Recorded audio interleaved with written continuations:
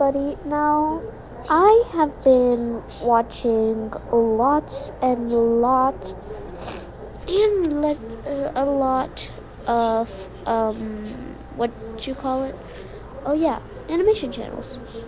And one particular one that I've not really watched was, well, Let Me Explain Studios.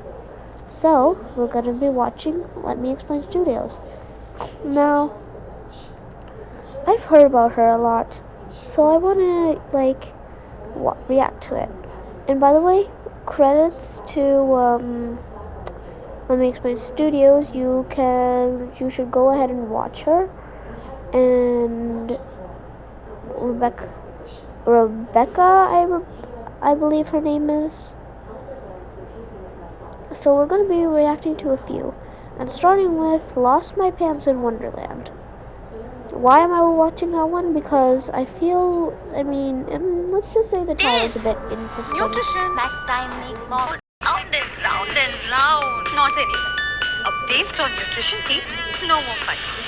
Try Snacking Ka, New Angle, Britannia, the Laughing Cow Cheese Triangle with the power of 5 essential nutrients packed in creamy taste. Try Snacking Ka, New Angle. So as some of you have come to understand, I am a theater brat. And in my high school days, I was heavily involved in my school's theater program. Oh, okay. Now, I could tell you a lot of stories about high school theater, but we're just going to stick with this one for right now. So in our department, we put on 2 shows every year. And for my sophomore year, our teacher chose for our spring play, Alice in Wonderland. I'm pretty sure you're familiar with the story. I auditioned. Okay, that's a classic.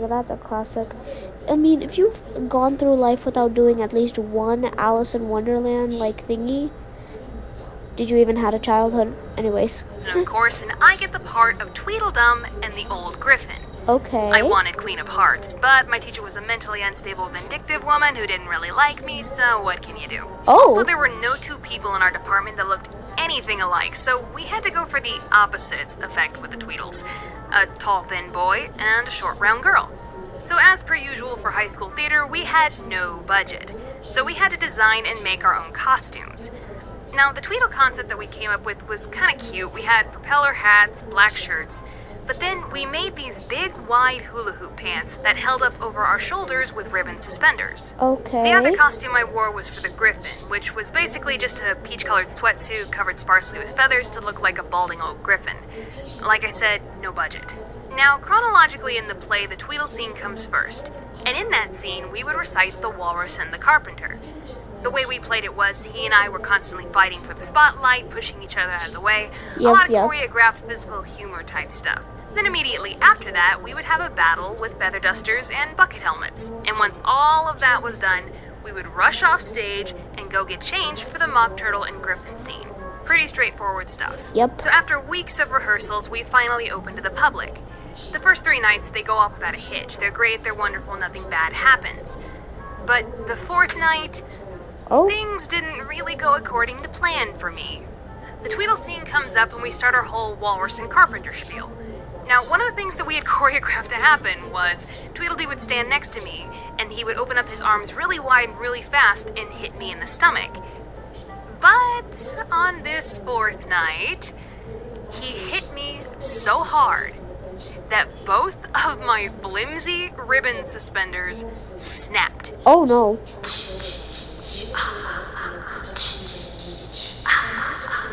Of course, my pants immediately fall. I picked them up as fast as I possibly could, but the audience had already seen and they were all roaring with laughter. Now, don't jump to conclusions. Nobody actually saw my underwear because I was wearing the Griffin pants underneath. But also keep in mind that the Griffin pants were peach-colored. So in that fleeting moment of my pants being down, the audience thought they saw nothing but skin. Ew. And I'll tell you how I know that in a minute. I look to Tweedledee for help. He's giving me this blank stare. Alice is dumbfounded. I'm panicking inside my head. I was terrible at improv back then. I didn't know what to say. I didn't know what to do to cover for this. So I just carried on with the poem, holding up my pants for dear life. I think at one point Alice tried to covertly fix it on stage with some safety pins, but the pants were beyond repair, and my hands were full. Because here's a little bit of life wisdom for you. You need 2 hands to hold up a pair of hula hoop pants. So I basically continued the rest of the scene, including that feather duster battle, without the use of my hands. Ooh. Which apparently proved to be very hilarious because the audience was dying. You know what? That could have been the improvisation that, I mean, this already happened, but maybe the audience might have thought that that was a part of the thing. Maybe not. Maybe. That would have been a really good improv, but clearly not. Anyways, I make it off stage in one piece, we finish the show, nothing else happens. And then afterwards, it was always our tradition to go out into the lobby in costume and talk to the audience as they were leaving. So I'm standing in the lobby in my Griffin costume talking to people, which was nice because it kind of felt like I was in disguise, like, nobody will know I was Tweedledum, nobody will know the disgrace that I have brought upon my family. Ooh. But I guess because I was in disguise, this old man didn't mind saying in front of me, "My favorite part was when we got to see the girl's hiney." Oh no.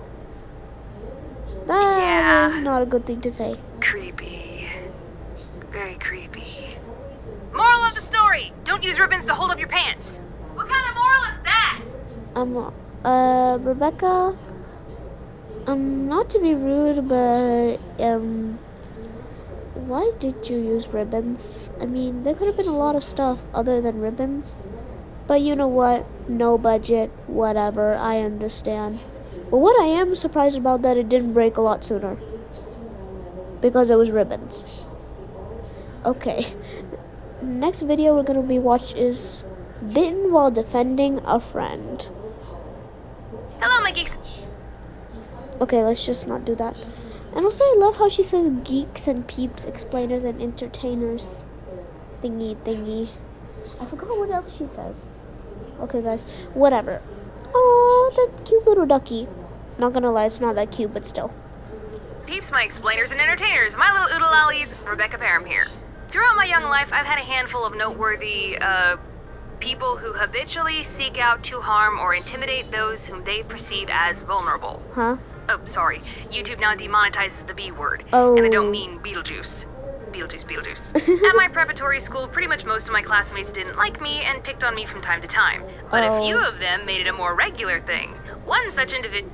YouTube now 1 second, demonetizes the guys. B I'm word. sorry. And I don't mean Beetlejuice. Beetlejuice. At my preparatory school, pretty much most of my classmates didn't like me and picked on me from time to time. But a few of them made it... Bully. Okay, Rebecca, I am really sorry what you had to go through. Me personally never went through physical bullying before, but did mentally. Lots of passive aggressive notes. But that is in the past. That happened in like a while ago, so we should not look at that. Anyways, continue. a more regular thing. One such individual was a girl that we'll call Millie. She was a troubled young soul. A little on the Okay. mad side. Oh. Had difficulty understanding why people got upset when she punched them. Ah, come on, we were just having fun. To What be the fair, I heck? wasn't her only target. She was an equal opportunity irritant. Okay, so I guess she's one of those bullies. Physical. I don't even know why schools allow this. Like, what? Like, lots of schools allow this, clearly. Like, they barely punish them. Like, especially if they're boys, they'll be like, boys will be boys. No, boys will not be boys. Well, they will be, but still, that's no excuse. She tormented girls, boys, big kids, small kids, kids that climb on rocks, everyone. And Oh? she did everything from cheap insults to stealing to physical violence. Ooh. When you're young, adults tell you to stand up to kids like her, defend the innocent, be a hero, do the right thing. What they don't tell you is that sometimes doing the right thing still gets you in trouble. Millie, I know Really? you're probably out there growing up in a better person, but I'm using you as an example. On with the show. It was 6th grade when Millie and Wait a minute, is she using her actual name? Well, that's one thing that I actually don't get about why is it so bad to use people's actual name. You realize there's hundreds of more people who has the same exact name. Whatever. I had our little incident. That year we Okay. had gotten a brand new kid we'll call Greg. Greg was a troubled soul too. Oh, no. He had a very poor family life. All of the kids in the class relentlessly picked on him, and he often retaliated not with his words, but his fist. He hated everyone and everyone hated him. Well, except me. Seeing how Okay. he was a fellow social outcast, I couldn't bring myself to be mean to him. And in turn, he was never mean to me. You could even say we were friendly for a while. Now, at this tiny school, we didn't have a cafeteria, we all ate in the gym. So one Oh, lunchtime, ow. Greg and I were sitting on the bleachers eating. Okay, that's another thing. So, in my old school, we also used to have like the thing, no cafeteria, eat in the gym.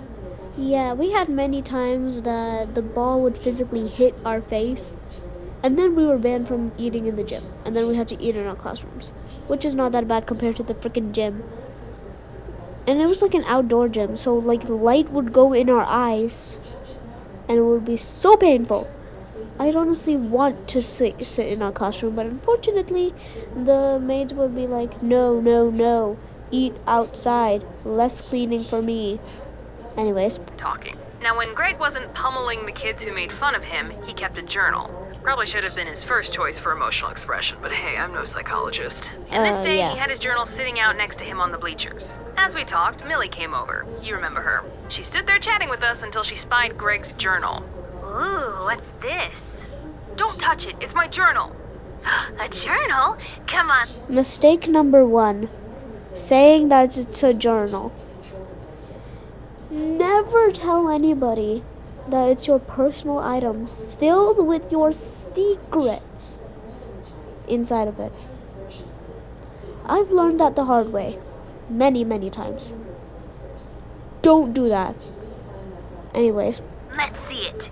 In a flash, Millie snatched the book out of his hands and ran off with it. Greg gave chase, and to escape him, Millie ran into the girls' locker room. By the time I caught up with the two, Greg was standing just outside the locker room, Millie was standing just inside with the door open, and she was reading from his journal out loud to the other girls inside, knowing full well he couldn't go in to stop her. And remember, Greg was a troubled kid. There might have been some really heavy stuff in that journal that she was about to spill everywhere. I saw all of this unfolding in front of me, and I knew I had to do something.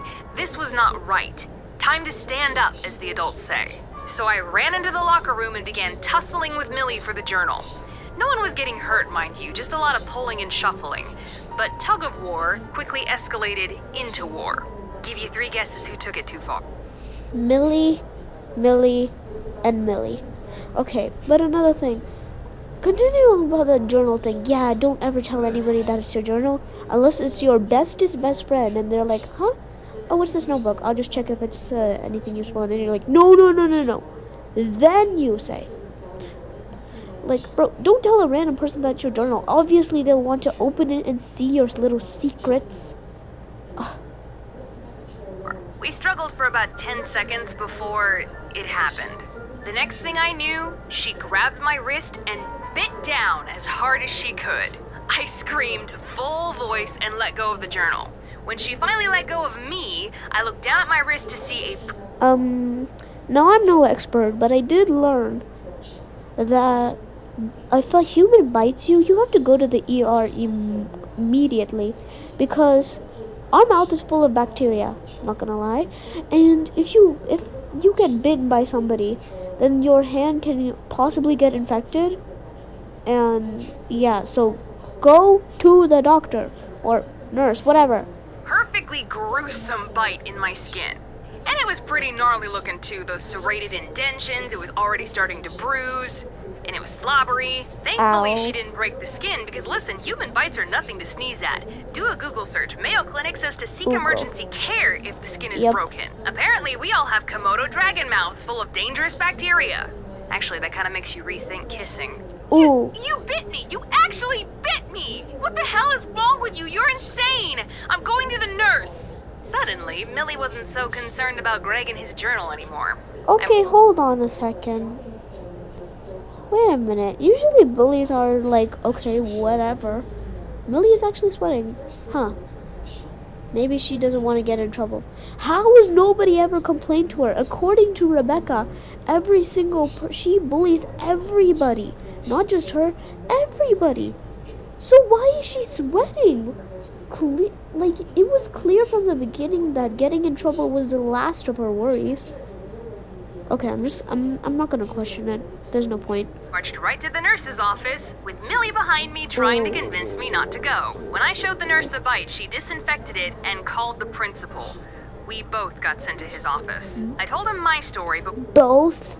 Okay, whatever. when it was Millie's turn to tell hers, she actually had the gall to say, "When she put her arm across my back, I couldn't breathe. She was about to suffocate me. So you see, I had no choice but to bite her." Ma'am, that's not how it works. Bro, what about laying down? Huh? Bro, if the principal has any common sense, then he'd be like, oh yeah, nice try, buddy. Because, bro, what about when you're laying down? What, can you not breathe while you're laying down? She has no common sense, does she?